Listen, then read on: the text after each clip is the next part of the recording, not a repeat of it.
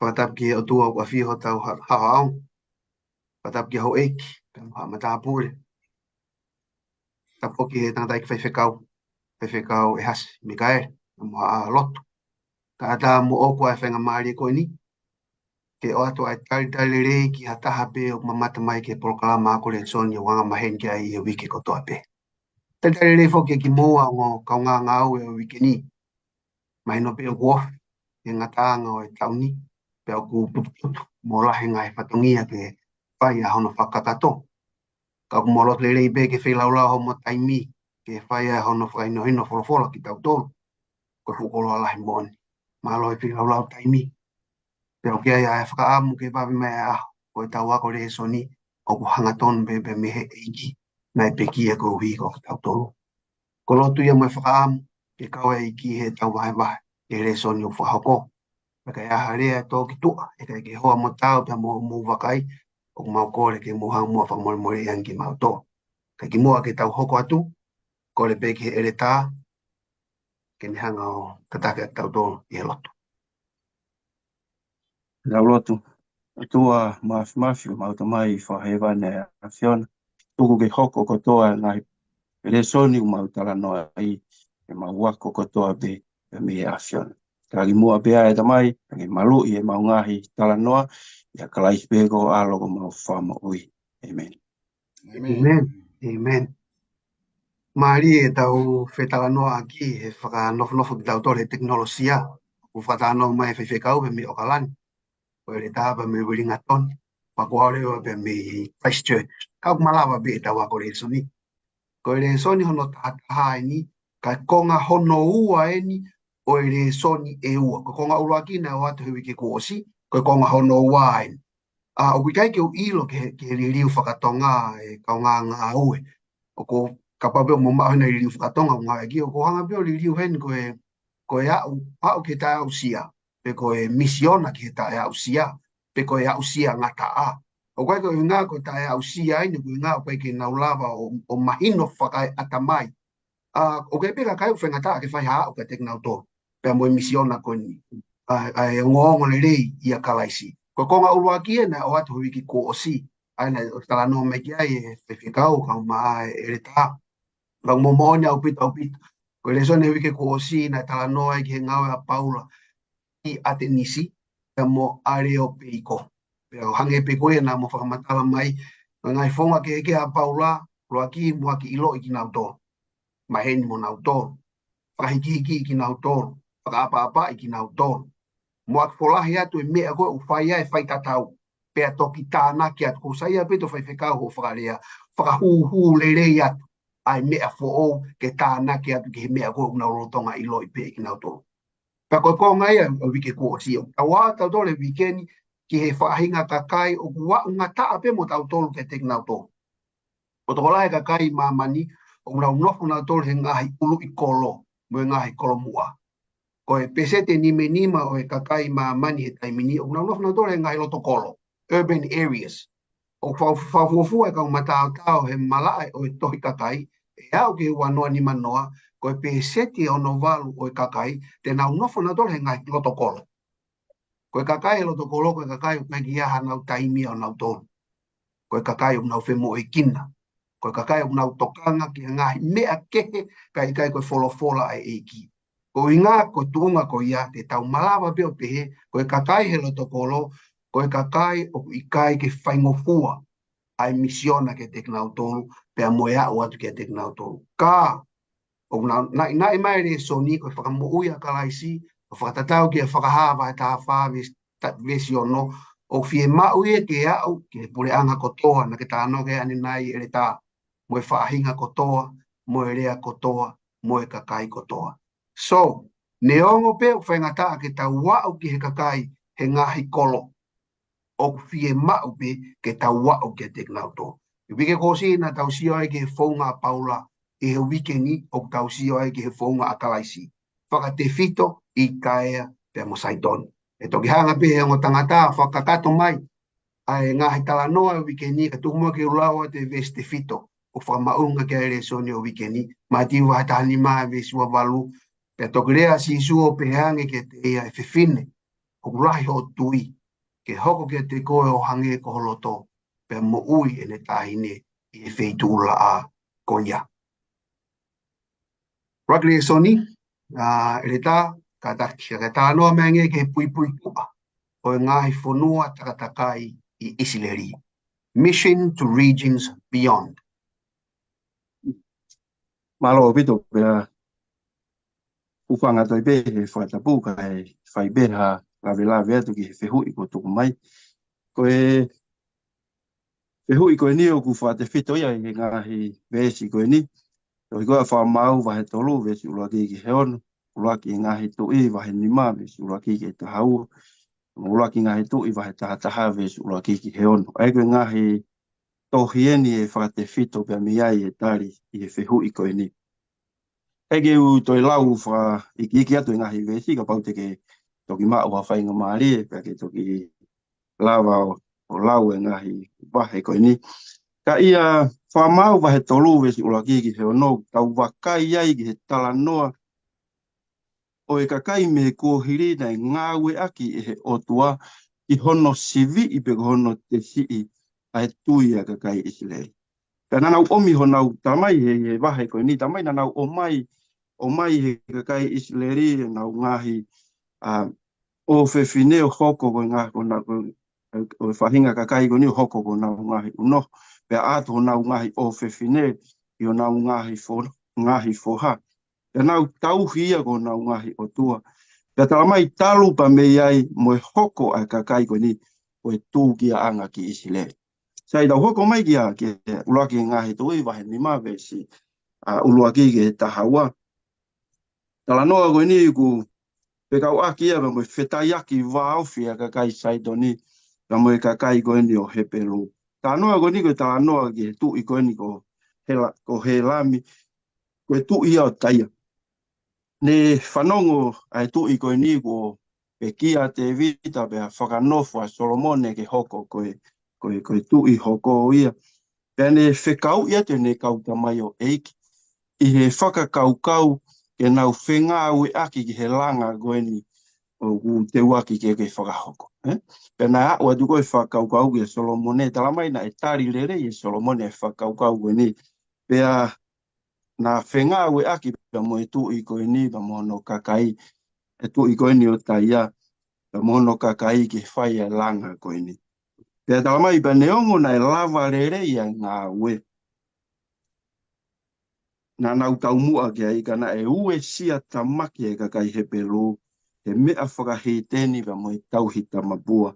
Tupu e mona ngahi hoa whi whakatau aki koe ni. Aia koe talanoa uluaki ia, ka mo e talanoa honoa. I talanoa hono tolu, i uluaki tu i wahe taha vesi uluaki ki he ono. O ku whakamatala ai i hono kovi, o ngahi mea koe nai hau. Talamaina e mari ai e tu i goni ko Solomone ki ngahi prinsesi o kakai o Saitoni. E talamaina e he atu ai, he na e mui a Solomone ia i he otua whewhine o i kakai koe o Saitoni. Ai koe ngahi pui tu a eni o ngahi talanoa koe ni tau sio ki ai pia mei he ngahi wahe koe ni omi tau sio ki ai he whokawa motua. Na e whai e whenga ue aki pia na e hoko e whenga ue aki koe ni e hafu hi ai e toonga mo ui e kakai koe ni kakai Isileli pe na uafe ai ke whahinga tui koe ni. Ko tui koe pui tu ai ni ai ngahi whanua kaunga api pe ngahi whanua koe ni ofi mai ki Isileli. Pe na hoko ai palo parema koe hia koe nau ului ki nau dolu i ngahi tui koe ni. O tui e toki hanga e whaiwhekau o talanoa mai he ngahi, e toenga e talanoa. Kau tui koe pui tu aini, koe mea na e hoko, malo pita. Mahino pita le tā, no whakamatala i mai pui toa ngai whanua takakai i Isileli. Nā tai whaiwhekau, talanoa mengi ki he ongo ke mao. Whelawe i pia mo e whakaukau na e whanonga si isu e mamani koe ni, nā ne kei alupe ki ngai whaitu koe ni. E whaipekau ko mai kao koe ke on. Malo to kita ba formalot ke reta i he kini mai pui tu ko ni ngai fonua ko ni. Yo mai no bito pe me tala no ia reta na kai fuke tau mua pe he hono o atu he o tua whana o esteria ki he fonua ko ko ke nani ke nau tō ai ke whahinga tō ngā mui ko ane o atu foki ke nau hoko ke nau tolu ko whamoni ya maana. Pangope ko e awhi ki ai e mo ui Ai ka pau o wharatau ki ho whiui toke tā ko ha e kua ngō. Ka pau nau ila whi whihala ki mua. Ai mea kone tala noa kei e toke tā. Ka pau na akusio ki a sisu e ni alu ko ni ko osi ita. Ko hai mea kutoi whai ai alu lo tong ko ia ne whihala ki mea kau tama ko e nau tono no e. Ai au mahina peka te au e ko whakakau kau. Hange ko ho whiui ko e ke whikau pa mo kua ngō. He ku mahina ko ki lawe i mea ku mea mea ke he ere tāni pene kau mai ai mahalo a taia pa mo saitoni. I loa pwhoka taia e koe whitu weni. Hau pe mea i a sisperi mariko e hapi. Hau whatahai pa mo whainga lotu koeni, lotu ki a peari. Pero tau si ako whukata toi whola pa tau ile whainga toonga mo ui moe. Whainga toonga tauhi wā pe mo yanga koeni o whanua koni mo whainga lotu koeni lotu tamapua o iai ngahi o lotu tai hoa pe mo tai tau hange koe whi aua ki mo ngai hala mea pe. Pe kia te au. Kau ka wakai atu ki hataha o ku alu ki wheitu koeni. Ai o ke ai whainga toonga mui o whi aua ki a alo ka holo e whaiko kona tapu. Ko o silipo te au ki office. Ko hi o alu ki wheitu ka hito ton ki ai. Kau tōku mahino ka te au he anga ai tala noa kia te tau tolu. Ne ongo ai whainga ongo koe ai a te au. Ka koe uhe ta koe tau mu ai. Ai koe na alua ia kaisi ka te nau tolu. He ka pare tau ki foksi ia ke toi koe na mātiu pa moe wahe koe hono taha ni ma. Konga ki olunga. O ku tala noa ia kaisi ke ne pe. O koe ke uri e tangata ia. I mea ko alu ko ni ko mea ko alu ki loto. Ai te pe o kai ke uri e tangata ia i hono atakai. O kai ke uri e tangata ia ko hiko no lanu. Ma kai ke uri e tangata ia ko hiko ni siasi Kristian siasi tonga siasi wasiana pe uri ko hiko ni moslemi kai. Ai o ton ke to o whainga mentality ko e ma te tau to. Ko hui ko tau tolu ko ui ki tau tolu ia ke tau alu o hoko koe whakamon. Ka wangai koe mea ko ke whakatala no mo e whiui e toke tā koe hae ko ngō te ui tau. Ko sio baka whaiwhikau ko alu ki whatuka ko ripoti e au. Kau kai ko hato tonu ke ui tau. Tonu ke o te uma e whainga ongo ko ia. Ko ui he ku ui ki tau tolu ia ke whitu. Ko heu tau tatau ko tau peke hea whio ai o tua. Ka ui ki tau tolu ke tau misiona. Ke tau hoku koe kakai. Ke tau waa ki he kakai. O tikai ke a ki ai e pōpua ki ai o tua. Mako ki konga peko whelawe ki ai te nā malo. Mariwa. Malo pito whiwhikau, malo pito ere tā. Wahe maino. Mo mao po opo whoki. Ka hoka te aho no hoko. Kumi he toko lahi. Seeking the multitudes. Le tā, pomon more. Tā no menge ki he mafo e eiki. I he ne wakai atu ki he hao whanga i he ngahi kolo nā ne whanonga ia. Pea moere soni o tau wako pea me iai.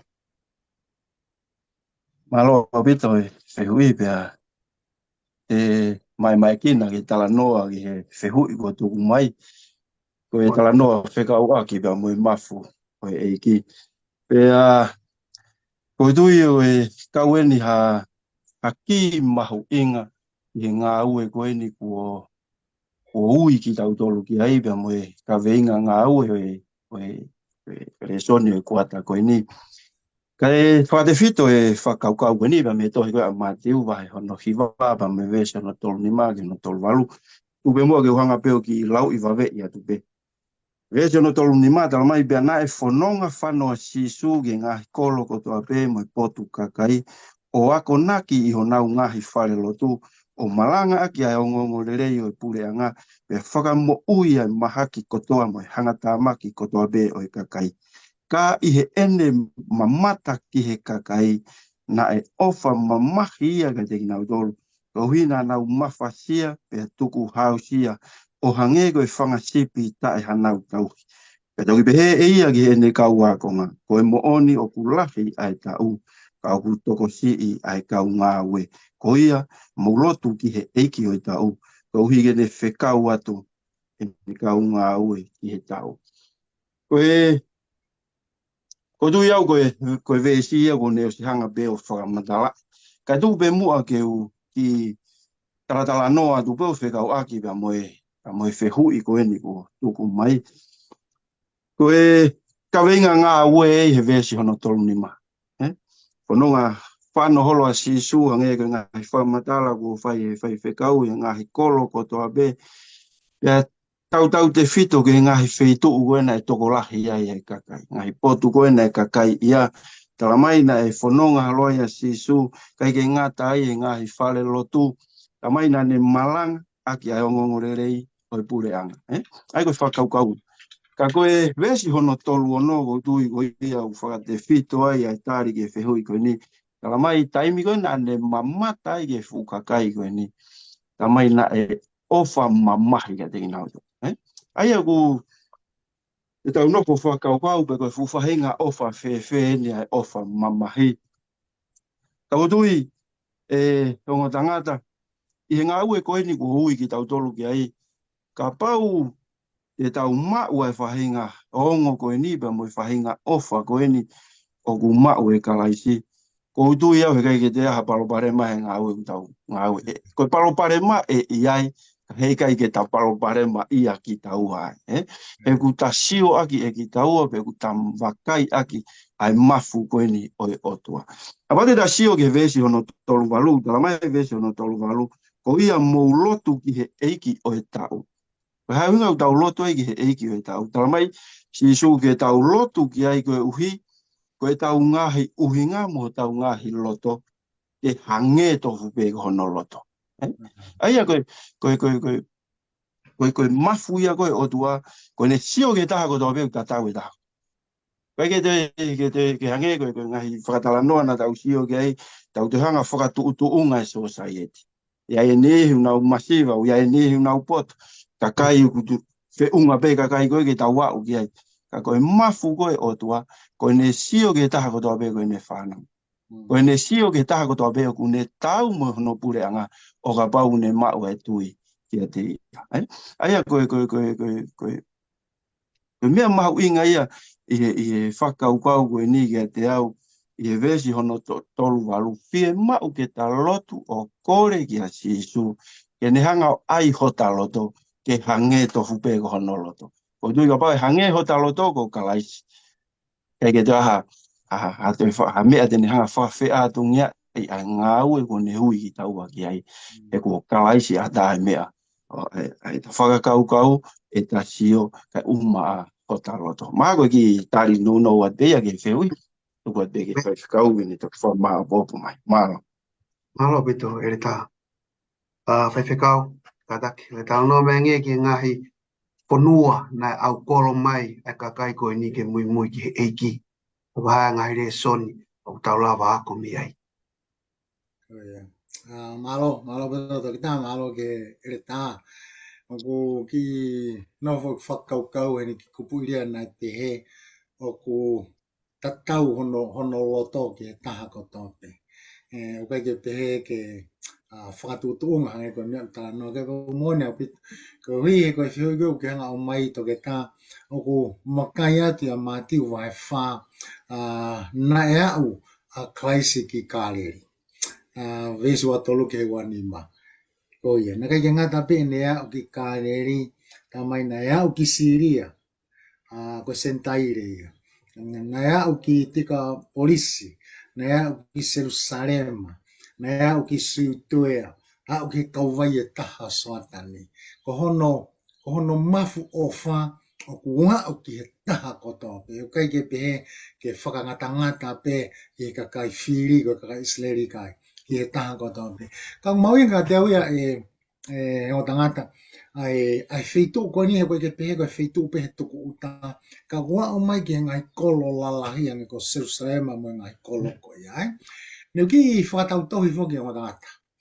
Pe ko whakamoni ki he mea koe ni. Koe ngahi kolo lalahi e kone kamata aki he toke tā ene whakatala no ki ai. Koe whaingata a whau ke te hangau o whakatala noa ki ha taha whika opa mo kalaisi. Ni ki fa tau toi fok pe mau ke loto kolo ki o kawan. Pa ko e tai min fok ngai kolo ia ngai loto kolo kai ke toi pe ke toi lawa huat ke ngai fane pila ku pa no fo fa funga waka fok pe ko te la tu ko o Romi at ko ke te re at ke to ta ko he logi ko ya ke te fitu tagat ko ye ko hai kita ai hunga te ha wai ko rogi e ke be na o fitu tagat ke ha ka te o ko te tai ko i kai ko tam te i mai ya o kai be ke nau ma ko go tu na pe na fe hi a ai te alwangi ka wi kai ke ha na tai mi na to ke nau whanong ke ai. Pea taimlahi au ia te mau tolu ia mau loto fo ia pe ke mau tolu. Pea sang pe ke mau tolu ke mau mawahai mai pea me loto kolo ke ngai api pea i tuku tau whakatau holo ai pea mo whetu tanke mo ke mau tolu. Ka ko hi ko taimlahi fo ke mau whakakaukau ai ko whenga whakakaukau hala. Ko pehe ko kakai o loto kolo ko kakai o tu mari e ko fetu anu tu wai ngai business la la ko fetu anu tu wa no foi ka tu mari e ngai fare fa ofa ko fetu anu ge wa fu wai e fa tau aki ai lo to ko ta no ko ti ai pe ha ure wa fa nga fa ka ka o pe ko ka kai ko ni ya a wa ge na fe ma na to ha to kon ko ka kai ko ni na tu mari pau te ke wakai he neti ula yo no fehu ia nge ku confusion ni ramai ke tau hau ke si sua ki nau tolu fe mo ui ba go ni ku hau go ni hange ki tu u ve u ni ka i he pau te tau hanga mahi no ia tau mu ana e fai ake to hi be mo u hinga ai tau mu a si su ko tui ko e resoni go ni go tala noa ta mohu ta boa ki ga te tau do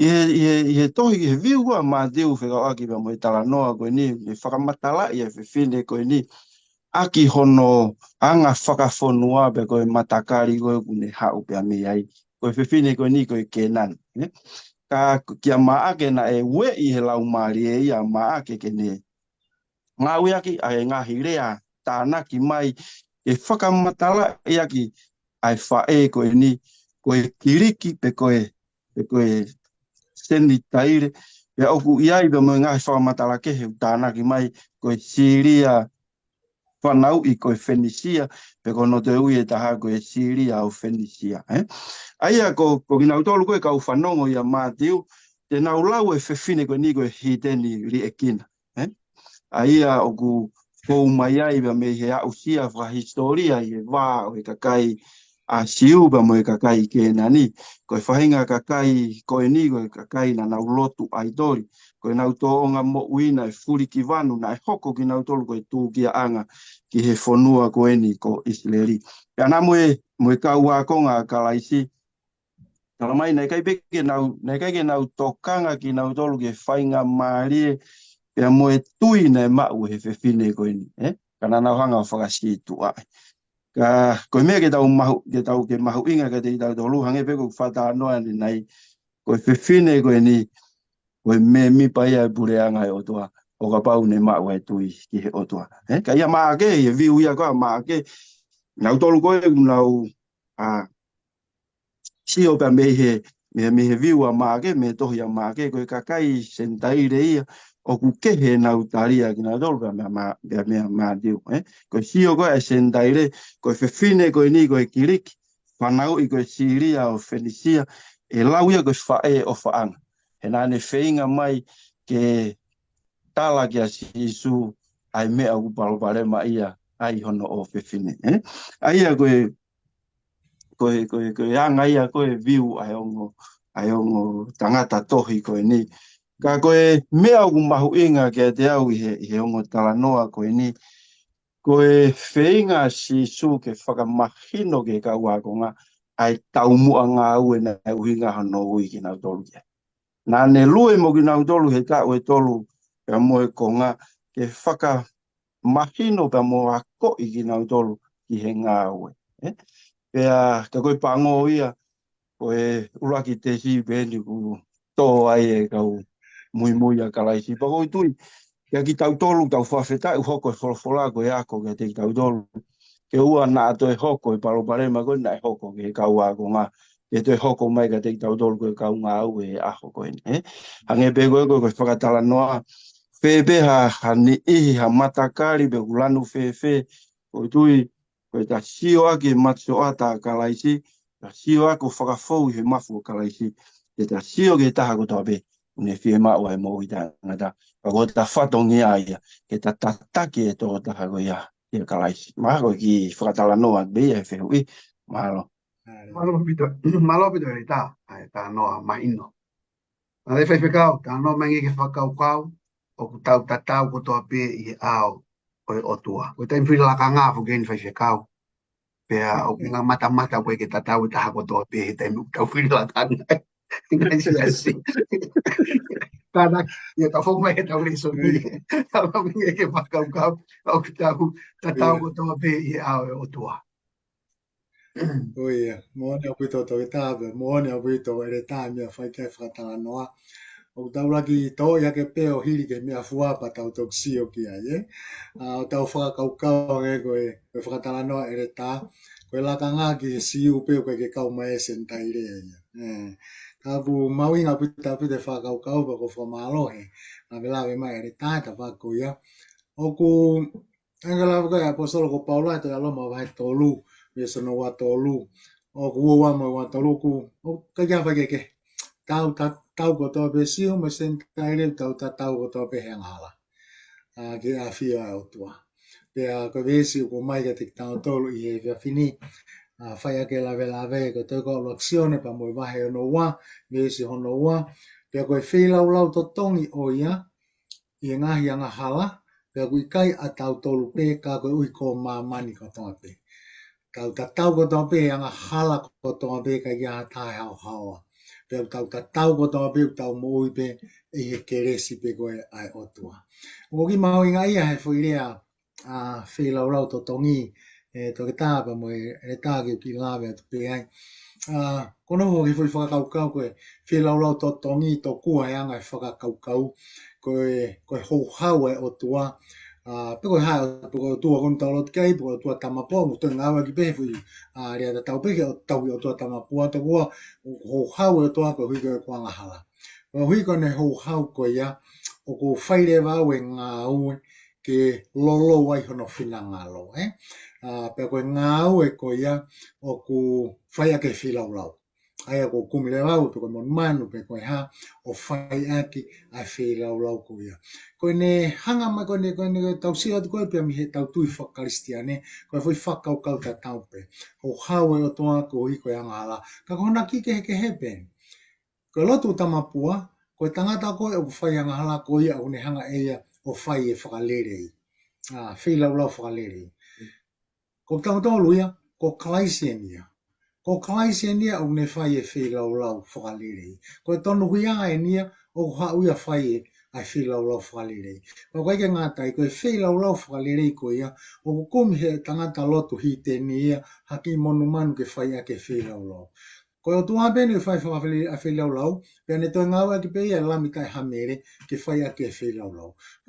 O loto whau e o whai koe ni ki honga māku pusi. I hono ngāua ki he apostolo e whi kupu i lea koe fila ulau to tongi. Ke whai anga hala mo whatupu whiri ki o tua, Lotonga e kuhala iau whai ko toa behe tonu hia e mea ko toa behe koe malawa ki uinas. Maha koe ki whamatala behe ta whake taho e keresi o ko tala noa ki ai. Kau kai whake ke pehe o matangata ko ha whakakaukau fo ou ia ene asi koe ni koe i he whakawa fo ou. Ko ki whatotolo pe anga i kupu i rea pa mo ngā ue. O mau ki whakawa motua. Ta koe o koe tala noa ai whila urau totongi. Ta koe o tala noa ki he nofo anga alo o whai koe Messi City i he tāpani kāre, pe koe i he tāpani kāre. Pea o pehe o ko hūtu o taha pe whoki ai taurai ki he potu topu tapu. I he potu topu tapu whuko ke i he puhai fuakawa. Pea o lunga he puhai fuakawa o ke i nofo anga alo o whai koe Messi City ai. Pea mo mea i peka ki whanau i atu pe, pa i he tawha akirewa o ke ai ngofu in skola koe ni o selupimi, pe i he waha a koe selupimi, o koe ai awhio angai o tua hange pe hui whatātā ia. Sai, pe koe awhio e whuka o tua pe mi he waha a o selupimi, ki he ene whekau e hongo fulu he loto e puha whakawa, os mau ia. mau ia e koe pia moao. He koe ngoku mau, he koe tau tolu ke kau mau lao. Ka koe taimi ko ku hū mai e talo eki lahi. O ku hū mai pia mo e toto e lami ta e mere. Pia koe ne hao puko ia o a fuhi e mesi siti. Pia mo e nofu anga alofa. Pia koe a fia fuko e otua. O koe ke toi hao ia ki he mau e ni whikau. Ngā ka pei he mā oni koe ne toto ko liringi he mesi siti. O laua i koe pia laua i au koe mā oni oni. Kau tala mai he apostolo ka te tātou. Kau tangata. O tau tatau ko tōpe. Koe a fuhi ko e ni. Koe a fuhi a ngā hala tangata ko tōpe. Pe koe siu, pe koe sentaire. Ka ko whamore more i ki tātou i he tōno no. Pe koe mea mahalu whaka amkia i resoni. Ke tau watu ki he tae a usia, ke talange ka te kinau tolu. Ai tāpua ki u tau inasi ai. Oku to ton pe au tau mo ki nā tolu ke nau inasi ai. Koe hui he u tau tatau ko tōpe. Ke a fio e ato. Mako ki konga peia o tangata ko ki fie lawe ki ai malo apito. Amen. Malo apito whewhekau. Malo apito e le tā. Mahini. Ta hoka ke aho hoko. Aho pulelulu. Whekau ke alu. Send her away. E le tā whamonmora ke tānoa mengi ke re sone o ka wako me tā no pita. Pia moene vi sone ke tu okai. Malo pita. Whakauau ko niu te whitu e tohi a ngā ue vai o mawhuru me si ano hiwa me i e tahao no me si ano ua walu e pehe ke tolu whaapa mo i tolu ni ma. O tuku ta anoa ko niu koe ke sola kia ki hata ka Kristiane. Ka tupe mua ke u whaipeha tau ta anoa ke re soni ke ta wako pia me vi soni koe ni ku whai i ta. I he tala noa koe ni Awena peta whai ne lotu he tua whare koe ni bea ta mai nai hue ki whie kai. Bea u nofo wako he ai tala noa. O koe keke hataimi e hu tonu mai ai e whiri ka te tau tolu mātua tangata. Koe taimi u tau whie kai ai. I angeu ki hu mai ki whie kai a ka peta. Ki vare hifo ki lotonga kono teu e mea toko ni. Vale hifo i mata o pita o ma mohe. E taimi nane mohe ai tala mai na e sio ki ha fu tupenu ka vei wha ku tuku hifo pe o ku iai e ngahi monu manu totoro ka peheke ngahi monu manu whekai pe mo ngahi manu o e ata. Unau ihe fu tupenu koe ni. Pea kai ke ngata ai kuongo mai ba moe ere o tala mai ki a pita tu o ta mate iena. Pea ke maumea tokoni pea me iai. Au ilo ta noa na e tari apita hei kai au pita hu te gai ke kai ha mea kui kai ngofua pe tai ma. Pea koe tala noa e pea koe ofu ha ke koe pita o ku wau mai e hoko te tala noa ia koe au mai e tala whekau ke alu ki he whare koe ni o kori niusi. Pea no fofoke ni ihi o whakaukau i he mau mea toko ni, i he visone koe ni uwha te whito i he mau mea toko ni. Raimi kona alu ai a pita, ofo ai a pita, pa ne alu ki he whare ko kori niusi. Ta wau mea ki he vesi ua walu. Ka ta koe koe tari e nia ki he visone ke mea nai sio ki ai a pita. Nai kai ke uhinga ia koe mea kai. Ka nai uhinga ia koe ni, pe he generation o ua walu pe. Pe he e ia ka te ki nau tolu. O kumou ilo, koe mea kui kai ngofua ki he tangata siu ke whakataha. Mo he tangata me he pure anga ke he. Pe alu ki ai. Ka kua whakaha e he otua ke te au. Ke ua nā kui koe tae tapu. Pe tae maa ha tangata e tokotaha. Ta koe tari e nia ki he visone. Pea moe misi koe ni a pita. Ke ua nā ne lau ha taha pe ko ha whahinga taha pe i mamani koe ni koe tae maa pe koe tae tapu. Ka kutui koe le soni o wako me he ni. Kai milahi whoki kau au pe ia ko Kristiane he ngā ue anga ko iai. Pea o wale pe ku whahaki ma umea toko ni ngā ue tuku mai ha whainga mea kai ia o ku kai ke ngofua ia ke tau ma umea toko ni. Kai ko te sio loko koe ke te aha taha. Pea moe hou mai koe e fie kai ia. Pa ku wha lava rewa ke te ala ki ngahi umea koe. Pa kutui i he taimi ko tau fie kai ange ko whātara noa te whoki mai ki api te ke māu ange ko he mea toko ni aka atu e kulo ko e tolo atu e pia whaka ite ita ka ua pe ko te māgona pia toki vāre reire vai whāmeri ka koutoi koe whainga mea ke te whakaala au pito pia me iai he koe taimi e huhu mama mai ai te olo ke ne mea ngā ue a kikita. Ka whawhetai he tawa noa ni na kei toa pita. He nai toa tolu hono tala ke pita ke tu o whai ke tamte iwa ne kai ma umea tokoni pa mehe ngai mea koe ni. Ka nai whakasisi tu a ipe pita. Ka ike, ta ua umege tala noa tala mai e vesi tolu whaape mo vesi tolu nima pea toki ma wha ngutu o pita o ne behe. Koe mo oni o guau iloni o ki kai whiriwhiri manako ai otua ki he kakai.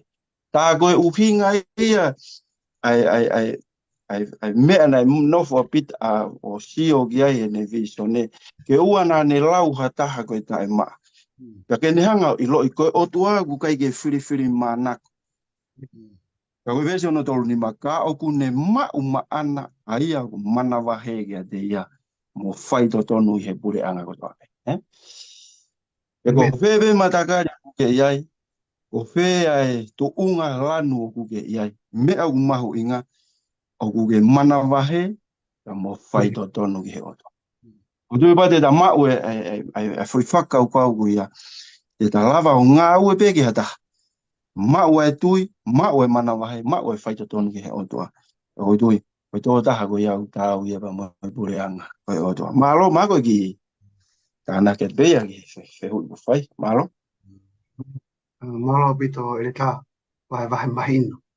Ta hoka te peke tā dai whaiwhekau, ka no mengi ke mau inga, ke whakatawa taina e ki tau tōru pia mea ngā hei muaki ma, o tu whakahoro, e nofa e society. Muaki ma o winga ke ngā hei prejudice. Malo pito, te tā pa peu wha malo ki ere tā ko whanau ke whamatala ere tā ne toki hanga o whakama opo i mai i he vestol wha pa mai tolu ni mai a koe hanga ni au si o pia aku. Hangange ka teo koe futu penu koe ni mon man ke mahalo koe ne hangai hulu i mai mea na i atamai o pita. O ku tau whakakala kalasi ki a whio mai ai o tua. Pea toki ongo mai whakere o ia tu o tāmate mea ko whakamai o tua o na ki toi hanga whakakala kalasi. Ka o tui mahala koe whakaukau ia koe ne mai here tāpa ko whakamalo ke ni kimi mai koe. Mai nene ko smahino ka pita. O sanga o tua whakamahino ka pita o kai ke he sentai repea me siu mo tatau ka toa pe anga hala ko toa pe mo ui ko toa pe he keresi whi mau ke a uatu ai pōpangi ko ia ki he tae au sia. Koe konga koe ni o ko maari e au ia e o tangata. Ai au mai koe ni a pita koe ki Antioke. Hau mai foi mahino koe ia. Hau a pita ki Antioke pe utala mai ka te tato he tala noa ia karetia. Pe moi wahe koho no wa vesta taha ke taha tolu. Hau e tangata ia kai whatamba mo sentaire. He kuhi o si mau he tangata ia foi mahino koe ia. E ko taimi kona e au hau e kausiu ko liriu karistiani pe kau kei maalohi pe foki na tula pe mo culture whakasiu ia. Whatonga e pita ia e hae kau tangata, pe toi ki i holomui mai tangata e ki moe. Holomui mai rewa tangata kai toi kai whakatahe mo kau sentaire, holomui mai pe ia o kai whakataha pe mo kausiu. Pe koe mea ia koe, pe koe ke ngata pe i he tui tō onga koe ni a tangata, ka na ne ue sia ai e kau karistiani tōlahi, o nau whai e whai urunga ngata tau hau e ka pāne pasa. Nau whai be urunga ngata tau. Maha koe mea nei ki ongo i ita ia paula. Ko hiko ka kai ko nau mau e mahi no pia nau mau e whai visone hanga ton pia mi o toa tala te pōpāngi. Ka whai pe ai whai hinga tōnga mo. Ko maria vista whaa mo tangata. Neu ka ki asere soni ka ku whakakaua te vista pe ano whare a paula. Ka i he ku mamata na i kai te nau a ewa to tono whara tau ke mo oni o ngongole rei.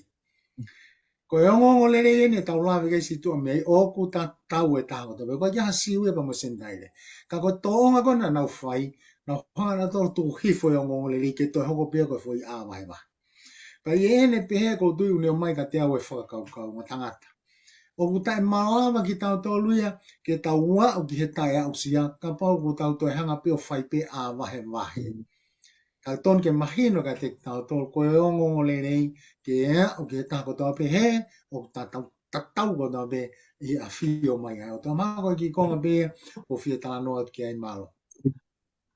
Ai ki ngo tangata o tau ben ki afa si ko le pe ki hanga iki ho ko pe malu i tau whakau kau e no tano ai afa si ko tui maman ko ni faith on earth reta fa mol mol ta no me nge ki ni na hanga e ki o tuhu i mai e nau tui pe ko ha ai soni o tau wako pe mi ai Malo bito. O tu lahi au bito ngahi le soni te fito ia ke fehui ko ni. O tu ko tala noa ngahi le soni ko ni u whekau aki pa mo e tui nei maue ka tangata. Ko e ka venga foke aho ko ni tui i he mamani ba te whailonga fehui. Ai e ko tau whakau kau atu ki ai. Pe o gui ai naha kau tui be he. Whailonga fehui foke anga e fui ka venga kau tō pure lolo. Kai ke? I he tau ure soni ko ni aho koe ni ku hanga he tō taha wha ure soni e tala mai. E ngai vesi ko ni ku kaua ki nau tolu na e ulu pe na e ngila e nau tui. Ai a koe whahinga tui nei mau he kau tangata koe ni i he wheitu pa moe ātakai na nau ia ina e mahulu pe nai ma ke he atu e tui nei mau he kau tangata. Ai koe ulu aki e toi koe mātiu vai walu vesi o mwhulu me tātolu koe tala noa ni ke e tafoki koe ni a Centurio. Tau ilo i peta te Centurio koe toko taha he teni, koe toko taha na. Ka i he taimina ne tafoki ai, ramai na e kau e tui koe na ne ma. I he tala noa koe ni ke he toko whaa, i he taimina na wanga ai o ato ai koe, nau kaunga mea koe ni na e pipiki ki he ki a sisu pe na oratu ku fonu mai whare koe ni. Na ke nau fo i ai. Na nau whainga ha whaunga ba o nau kaka o tukutuku hifo e toko taha koe ni ba me he ato e whare koe ni. E koe whainga tui na e mau e toko taha koe ni na e mawahe pe na e makehe atu. Kai ke ngata pe ai, e tohi koe a maake vai hongo fulu tau wakai ai. E tangata na e kui koe ni koe pāte mios. O ku talamai na e mamangia seri ko i he tui na e mau e toko taha koe. E taimi ta tau peo ku tau amanaki e iai i he kakai ai o tua e iai ha kakai e nau mau a whainga tui kau o hange koe whainga kakai koe. Lahi au pito pe tala noa i e wholofola ia whekau aki pa moe ni ihi na nau mau e whainga tui. O tui koe taimi ku i kou tui koe taha ia ki mahu inga ki ngā ue koe ni ua ui ki tau tolu ki ai ki tau wau atu ki whahinga kakai koe ni te ke au ki ai ai wholofola e o tua pe ko tau wau atu ki whahinga kolo ki ngahi kolo kou te ke au ki o pau ki tau mau ai tui. E tau mania e ta ia haparo pare maha feito. E taimi kou tau mau ai tui ki a kalaisi pa aka e mo ui a kalaisi pe kou tui i ha feito upe ku ui koe ki ai, ha feito upe ku ui au ki ai, ha ngā ue pe ku ui kita ke te hanga whahoko. O tui, ka pau te mau e whainga tui koe ni hange nei mau e ni ihi koe ni. O tui, e kai ke tato lava ke te hanga whakasitua. Kai pango i he tala noa koe ni o i reso ni, na au ki Nasareti ia kolotonu ni o sisu, na si au pito ke mau ai tui ai. Pea, kai ke ngata pehe si kana na whainga taa ke mau e whainga tui e koe ni kei. Na la vai a mau pa mei ngahi whanua kau ngā api na e tui tamapua pa me ngahi kakai na kei ke tau amanaki atu e mau pa mei. Kau tui maa koe uhinga e u whailonga whehu i ai ka veinga e ahoni. Iai naha tui he maman. Pea, te o mai peki agi whakaukau whaosi koe ni pa me tau tohi leso ni. Tā mai, yo ke taha ia e whekitoa whakangatangata i ngā ue whakamisinare a sisu. Pea ngā moe ka hua o ngā tonu a sisu, nei kai ke nau mau ka kato ai whahinga tui koe. Pa koe taimi koe nei kai ke nau mau ka kato ai e tui a sisu. Tā mai nei kai ke lava e ngā ue o whakahoko lerei. Pako uhinga e mahalo uhinga e whakarea ko sektoa whakatangata. He kulawa he vei ua e tui mo ngā ue e te tui. E nehanga ta ofi kita he te a uato. E whakahoko ai whatongia pa mo ngā ue. Ka utui, ko wha amu beia, pa ko utui ko tau whaka amu beia. Ha aho e whoki maa kalaisi. Utama una e tui koe. Ka utui ko tui pe ta. Te ta lawai. Te ta whakakatoa ke whatongia ko ui ki taua ki ai. Mahalo au pito. Alo pito e reta, pa olea hao tatau mai, to e whakamao popo. Tana e whaiwhekau, tāno mengi ki whihu i taimi whoki mai ai e ki. Tene ilo ia, nai, hani ihi, o kuna utu umau. Malo. Malo pito e toi tāpia, ko loto peki o hoko toi pe i e mea ne tala noa mai kia e re tā, ko mari e anga tala noa e re tā, pia ko ugeki konga pe ko whama opu pe anga e whakau ki alu e whakau e ne pe e.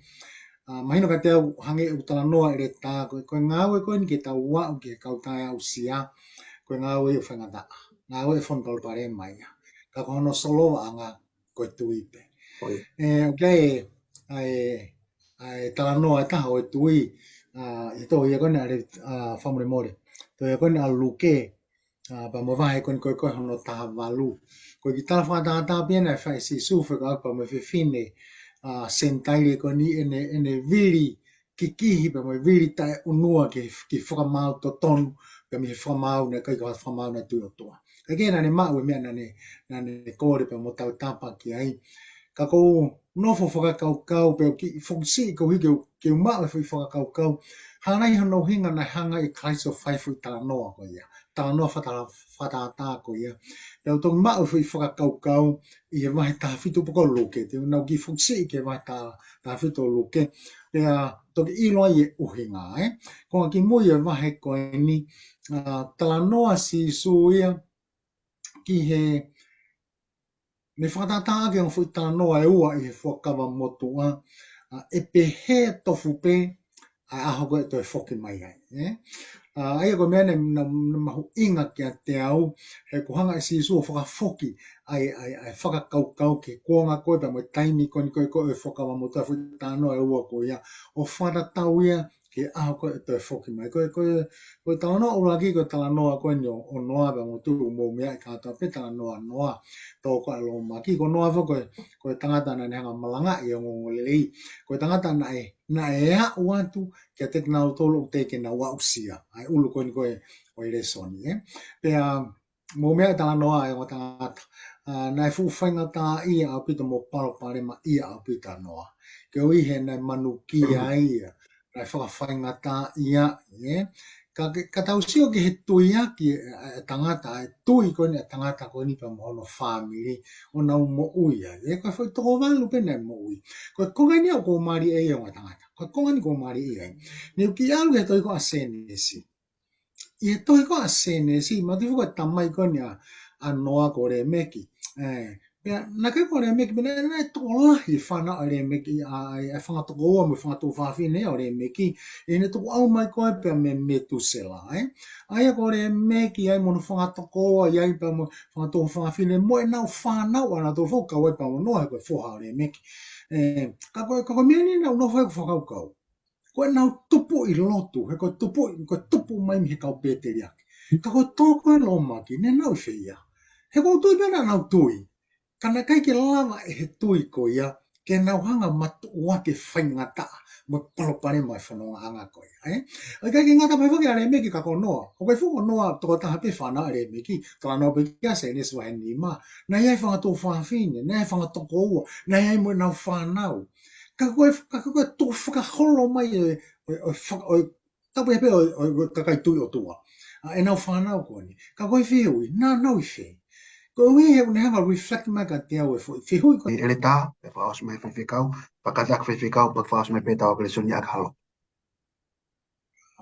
Malo vito, koe kapapea ki whakaukau te o mai ke whamā bōpua ke a kore soni ko tau whai he hoa koe ni. I tō ope whakaukau me aho pure lolo. I he ngahi mea une hanga whakawhe a tūngia ai tau ngā ue pe koe te hanga ave po boaki koe o toa. Ia ngahi mea na elisi mahe ele soni ka mai koe mea koe laulan loto pore pore ka mo ngahi tō onga he mai loto e whahinga mea na ne whaka kuihi e kakai o toa me whainga maari e ke na wao e toa i ka te ngau tolu nau whia mao e po boaki. Pa ihe vi sone koe ni a pita hange koe koe na tau talanoa ki ai hanga he o toa o mea ngā ue ake vi sone koe ni e ne whakawhie maari e i a loto ai pore pore whaka e lotu mo he maa e loto.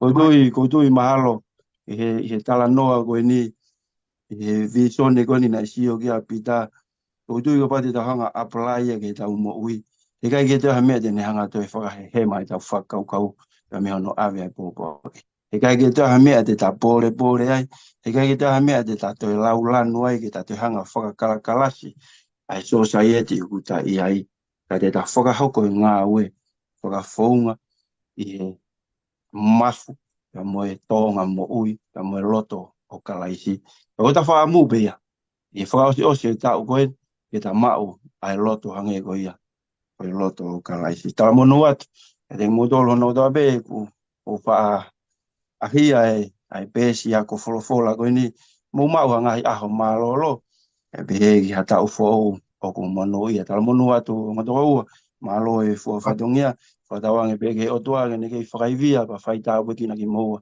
e whaosi osi atu e ngau o ta o koen e behegi haivi o gula o ia ko ngau e hanga naki mai pa mi e kaha o fatu malo pita. Malo. Patu e tau.